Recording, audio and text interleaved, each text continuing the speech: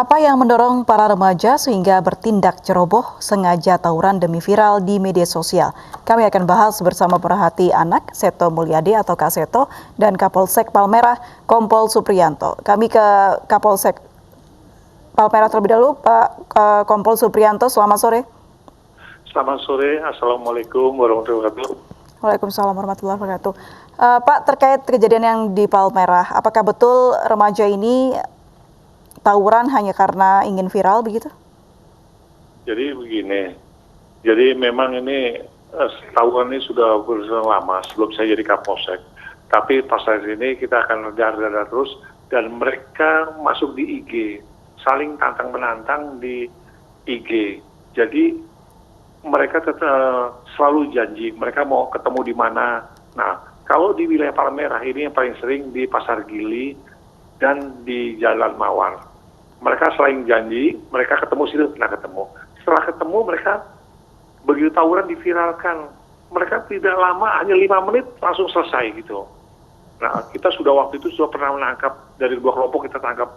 Kita tangkap, mereka baik-baik kan rangkul-rangkulan. Nah, itulah. Berarti bukan kali ini terjadi begitu ya Pak ya? Sudah bukan kali ini. Jadi dan ributnya mereka bukan orang jauh, antara RW. Antara RW. Nah, dan ini anak-anak usia berapa, Pak? Di sini anak-anak usia ada 14 tahun sampai ada yang sudah 18 tahun, ada yang sudah nikah tapi masih remaja. Ya begitu. Nah, kita pada waktu itu sudah melakukan penangkapan, berapa banyak kita tangkap.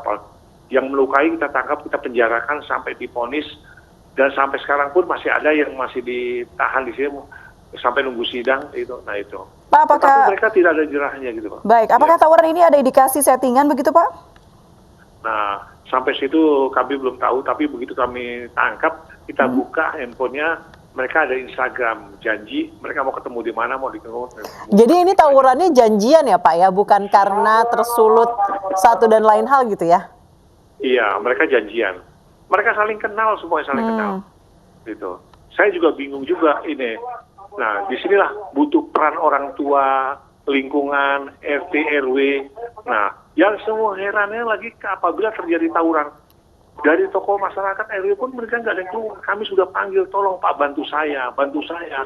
Ini kalau begini nggak akan selesai nih. Gitu. Baik, dan kami sudah ketemu Pak Lurah. Gitu. Baik, kita ke Kak Seto. Kak Seto, selamat sore. Bagaimana respon Anda mengenai fenomena adanya tawuran hanya ingin viral ini tawuran di tengah remaja? ini, Pak? Iya.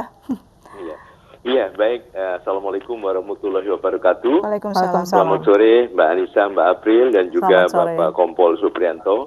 Iya, kita tahu ini kan anak-anak remaja ya, usia 12-14 tahun ini atau 18 tahun ini memang sedang penuh dengan dinamika, sedang penuh dengan kreativitas, ingin didengar, ingin diakui, dihargai, dipuji dan sebagainya. Jadi kebutuhan ini sebetulnya lebih mendorong. Ya tadi kan sebetulnya janji baik-baik, tawuran, kemudian begitu viral, begitu masuk TV ada kebanggaan. Nah, kebutuhan ini yang saya kira bisa dipenuhi dengan cara yang lebih tepat. Sekarang ini beberapa kelompok atau mungkin organisasi menyelenggarakan berbagai lomba secara virtual untuk menyalurkan kebutuhan anak-anak remaja tadi. Lomba tari, lomba acting, lomba konten, lomba desain, lomba karaoke virtual, lomba TikTok, dan sebagainya. Nah, itu untuk memenuhi kebutuhan anak ini, bahwa ini loh, di tengah pandemi COVID-19, dia tidak bisa sekolah, penuh dengan rasa frustrasi, tapi akhirnya masih bisa diakui, begitu lihat, kamu menang ya di lomba ini, dan sebagainya. Baik, jadi Kak Seto, apa sih yang buat anak-anak ini, remaja ini, melakukan sesuatu yang tidak terpuji, sesuatu yang jelek, sesuatu yang melanggar hukum, demi untuk viral? Apa karena memang mereka tidak punya keahlian lain selain tawuran? Ataukah tawuran itu yang justru mereka banggakan? Iya, karena salurannya memang tidak ada. Mungkin mereka juga ada yang pandai acting, pandai nyanyi, pandai mungkin teater dan sebagainya. Jadi justru lingkungan tadi, lingkungan warga, tadi kelurahan dan sebagainya bisa menciptakan kegiatan-kegiatan itu. Di satu sisi kan ada semacam sejarah tawuran tadi, yaitu mungkin yang paling mudah dicapai, paling mudah dilakukan oleh para remaja tadi. Jadi kalau bisa itu tadi, marilah kita mungkin di kelompok di daerah Palmerah tadi misalnya, apakah mungkin camatnya atau lurahnya, dan menyelenggarakan berbagai lomba-lomba kreatif sehingga kebutuhan untuk diakui, untuk dipuji baik oleh teman-temannya maupun juga mungkin oleh orang dewasa, ada sesuatu penghargaan misalnya hadiah dan sebagainya, itu suatu hal yang memang didambakan oleh setiap remaja. Jadi di satu sisi memang mereka sedang terjebak dalam situasi yang prihatin, yang penuh dengan frustrasi. Nah di sisi lain ini tidak dipenuhi. Nah akhirnya ya mereka tanpa banyak logika, itu yang sekarang ini dianggap paling bisa dilakukan untuk popularitas atau viral tadi. Baik, saya kembali ke Kompol Supriyanto. Pak Supriyanto, sejauh ini lingkungan di sekitar anak-anak ini atau remaja ini seperti apa? Apakah memang lingkungannya tidak friendly bagi remaja atau memang lingkungannya keras? Jadi begini, kalau untuk lingkungan ini yang saya tawuran ini Jatipulo, KBS, KBU, Kota Bambu Selatan dan KBU Utara ini bersampingan semua. Jadi antara kelompok Jatipulo sama KBU ini benar cuma beda RT aja. Ini bisa jadi ribut. Nah, contoh tadi pagi jam 2 itu terjadi bentrok lagi hanya sebentar, hanya 5 menit. Kita datang, mereka pergi. Seperti kayak kucing-kucingan. Nah, tetapi saya juga tidak mau kalah akal. Jadi anggota kami sudah baca di IG, ini mau tawuran sih kami sudah tunggu. Ini teman-teman. Inilah. Jadi benar kata tadi Pak Seto, mungkin mereka kurang menyampaikan apresiasi atau gimana, kita juga nggak tahu. Pernah dulu ngadain futsal, ternyata malah jadi ribut lagi. Nah, apalagi pandemik sekarang. Sepertinya untuk KBS KBU itu tidak, orang seperti tidak ada, biasa-biasa aja mereka. Lingkungannya seperti apa sih Pak? Apakah memang lingkungannya tidak mendukung mereka untuk bisa berkreativitas, atau memang lingkungannya begitu keras sehingga mereka menjadi orang yang sangat pendek sumbunya? Enggak lah, kalau lingkungannya cukup baik, cuman padat penduduknya aja. Itu padat penduduk karena mereka tinggal di bantaran kali ya, sebelahnya kali. Kalau batas jebrang wilayah Tanah Abang, sebelah sini wilayah Jakarta Barat.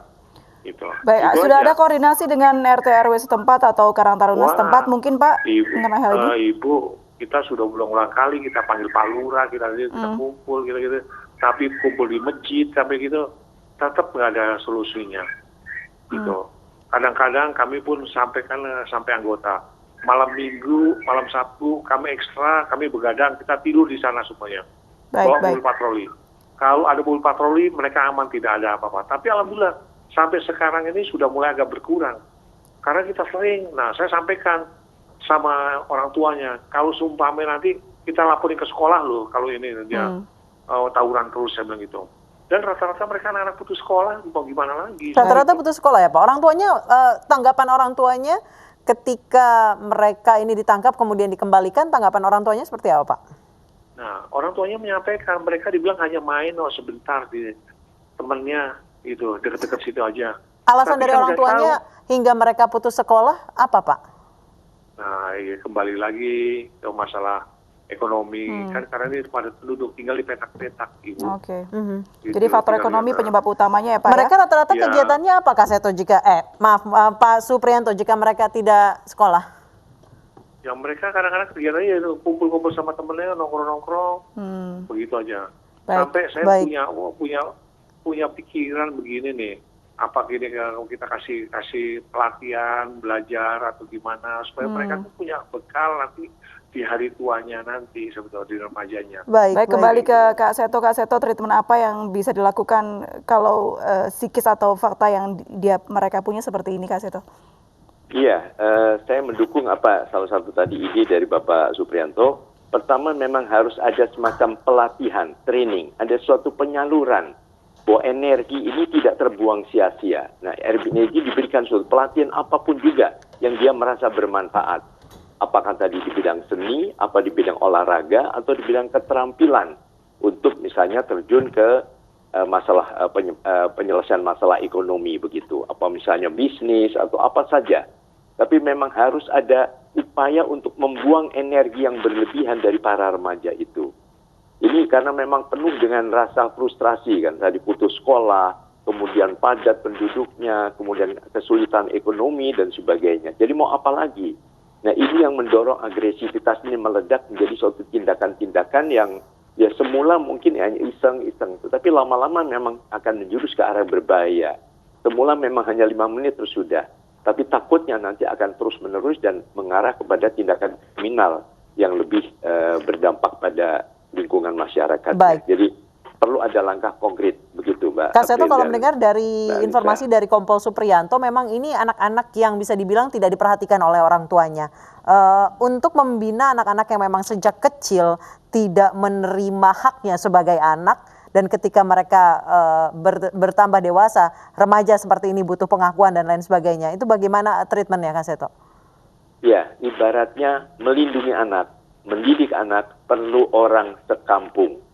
Jadi orang tua satu tidak bisa, beberapa juga. Nah, mungkin warga ini tentu juga para pemerintahan setempat ya, apakah dari RT, RW, kelurahan, kecamatan, ya sampai wilayah kota Jakarta Barat dan sebagainya. Jadi intinya memang harus semua turun tangan dan peduli pada perlindungan dan penyaluran dinamika dari sekelompok remaja di daerah Palmerah tersebut yang memang ya penuh dengan berbagai permasalahan ya yang membuat mereka frustrasi.